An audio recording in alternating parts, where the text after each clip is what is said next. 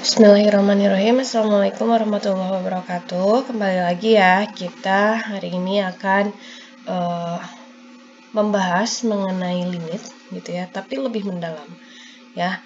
Nah, di sini ada definisi lain dari limit gitu ya. Nah, kita mengatakan bahwa limit X menuju suatu bilangan C gitu, untuk fungsi fx sama dengan L, artinya kita akan punya epsilon yang positif. Nah, epsilon ini adalah suatu bilangan yang sangat kecil yang jarak dari fx ke L itu, jadi kita nyatakan dengan epsilon. Ya. Nah, dan epsilon ini karena dia adalah jarak gitu ya, adalah jarak dari fx ke L yang sangat kecil, maka dia selalu positif gitu jaraknya. Nah, ketika kita mengambil epsilon positif, maka akan ada delta positif juga yang bersesuaian gitu, sehingga fx min L akan kurang dari epsilon. Nah, yang tadi saya bilang fx min L, jadi ini selisih ya. Selisih ini adalah jarak gitu. Ini juga dalam tanda mutlak gitu ya. Sehingga kita akan punya jarak antara X dengan C juga kurang dari delta, atau antara 0 sampai delta gitu ya. Sehingga dengan ini kita akan punya tidak seperti ini ya.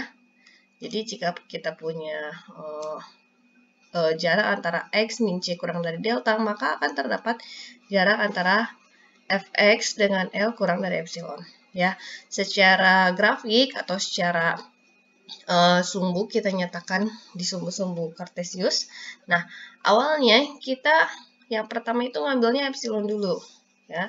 Jadi, nah di sini misalkan L ya.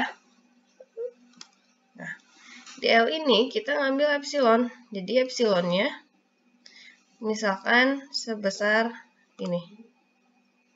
Yang ini epsilon. Nah, kalau misalkan ini juga epsilon ya. Karena kita ngambilnya dari atas dan bawah gitu.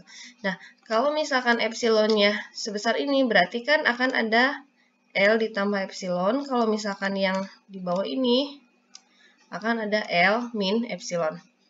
Ya. Nah, sehingga jarak antara fx dengan L itu akan kurang dari epsilon. Oke. Nah, kemudian kalau misalkan yang tadi gimana? Sama juga, misalkan di sini ada C, ya, suatu bilangan, gitu ya. Kita akan mendekati C ini kan. Nah, misalkan ada sebuah delta, ya, jadi bilangan yang sangat kecil, jarak dari C ke X, gitu ya. Nah, kalau misalkan sebelah kiri, berarti kan C dikurangi delta. Kalau misalkan sebelah kanan, artinya C ditambah delta, gitu ya, sehingga ini ya, 0 kurang dari jarak dari X ke C gitu, akan kurang dari delta. Nah, jadi kalau misalkan tadi secara bertahap, tadi kan udah ya epsilon, kemudian ada delta. Nah, sekarang kita hubungkan nih. Jadi awalnya jangan salah, kita ngambil dulu epsilon positif. Ya, setelah mengambil epsilon positif, pasti akan ada delta positif yang bersesuaian. Ya, nah sehingga terbentuk seperti ini. Lalu ini. Ya, jadi hati-hati ngambilnya jangan terbalik gitu. Jangan delta dulu, tapi kita mulai dari epsilon dulu ya. Nah, kalau misalkan kita hubungkan langsung, kalau tadi secara terpisah ya. Kalau kita hubungkan langsung, nah, awalnya ini kita ada L. Kita ambil epsilon ya. Sekecil mungkin gitu ya, tapi ya kalau kita perbesar epsilonnya misalkan sebesar ini ya jaraknya. Nah, artinya kita hubungkan ke kurvanya gitu ya, hubungkan ke kurvanya, kemudian kita juga yang epsilon minus ini hubungkan ke kurvanya.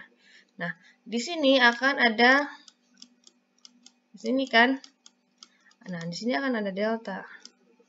Yang ini juga akan punya delta yang bersesuaian. gitu ya. Sehingga yang tadi ini akan ada C minus delta, ini C plus delta, gitu ya. Nah, artinya ya kita akan punya daerah-daerah di sekitar L dan C dengan mengambil epsilon dan delta tadi. Nah, contohnya adalah buktikan bahwa limit X menuju 4 dari fungsi ini sama dengan 5. Ya. Yang pertama apa yang kita ambil? Jangan salah ya. Jadi kita ngambil dulu epsilon. Ambil epsilon lebih dari 0, maka akan terdapat delta yang positif juga. Ya, sedemikian sehingga 0 tadi ini jarak X ke C, C-nya yang ini ya. Oke, akan kurang dari delta sehingga nah ini Fx, min L akan kurang dari epsilon. Ya. Nah, hal seperti ini kita sebut sebagai analisis pendahuluan.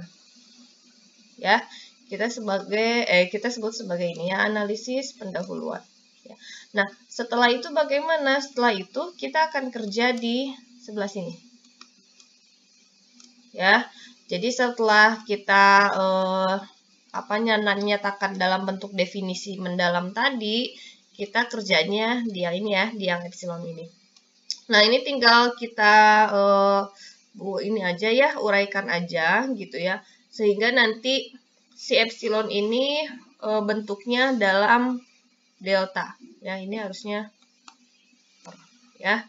Nah, ini diuraikan. Ini kan nanti ujung-ujungnya X min 4. X min 4 ini sama dengan tadi kan, sama dengan delta. Nah, artinya apa? Deltanya ini adalah epsilon per 3. Ya.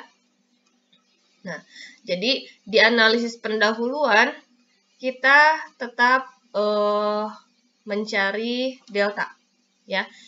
Ditentukan epsilon, kemudian ditentukan epsilon, kita yang dicarinya adalah delta. Deltanya berapa? Gitu. Ya. Nah, itu hasil akhir untuk analisis pendahuluan. Kita mencari delta. Ya, jadi kalau di sini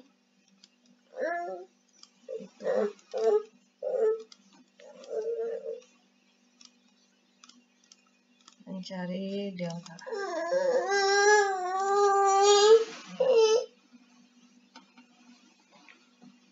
Nah, kalau tahap selanjutnya yaitu adalah bukti formal.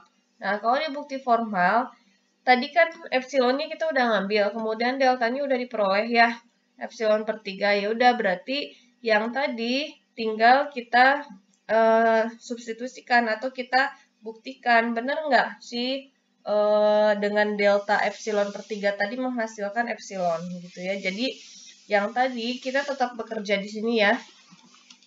Tetap bekerja di sini. Ya. Nah, tapi yang ininya jadi setelah di tahap ini kita ganti jadi 3 dikali delta per 3. Epsilon per 3. Ya, ini sama dengan